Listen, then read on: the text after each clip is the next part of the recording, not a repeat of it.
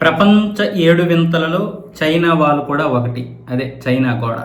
ఈ చైనా గోడ మీద మన భారతీయ సాంప్రదాయం ఒక అద్భుతాన్ని సృష్టించింది. మన భారతీయ నృత్యకళా బృందం కేరళకు చెందినటువంటి ఒక 40 మంది చైనా సందర్శన కోసం వెళ్ళారంట, చైనా చూద్దామని. అయితే ఆ సమయంలో ఓణం పండుగ వచ్చింది మొన్నే. ఆ ఓణం పండగకి ఏదైనా ఒక కొత్తగా ఆలోచిస్తూ ఏదైనా చేద్దాం, మన భారతీయ సంస్కృతిని ఇక్కడ చూపిద్దాం అన్న విధంగా ఆ 40 మంది బృందం కూడా ఆలోచించి వెంటనే ఆ 40 మంది బృందం కేరళ సాంప్రదాయ నృత్యమైనటువంటి తిరువాతిర చేద్దాం అనుకున్నారు. తిరువాతిర చేయాలంటే సాంప్రదాయమైనటువంటి ఆ కట్టుబొట్టు మన భారతీయత అంటే చీరలు ఉండాలి.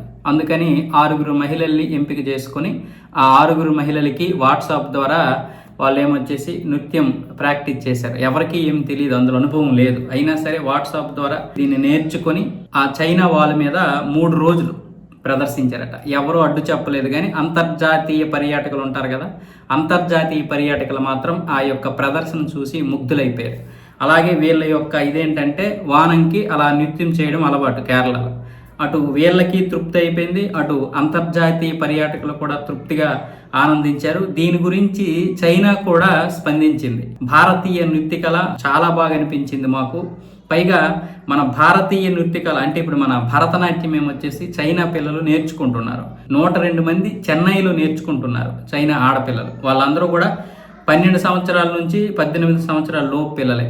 పైగా వాళ్ళందరూ సగానికి సగం మంది మన భారతీయ పేర్లు కూడా పెట్టుకున్నారు ఇక్కడ. అది ఒక అద్భుతం. ఇప్పుడు చైనా వాళ్ళే ఒక అద్భుతం అయితే ఆ చైనా వాళ్ళ మీద మన వాళ్ళు చూపినటువంటి ఈ ప్రదర్శన ఒక అద్భుతం అంటూ అంతర్జాతీయ పర్యాటకులే ప్రశంసించారు.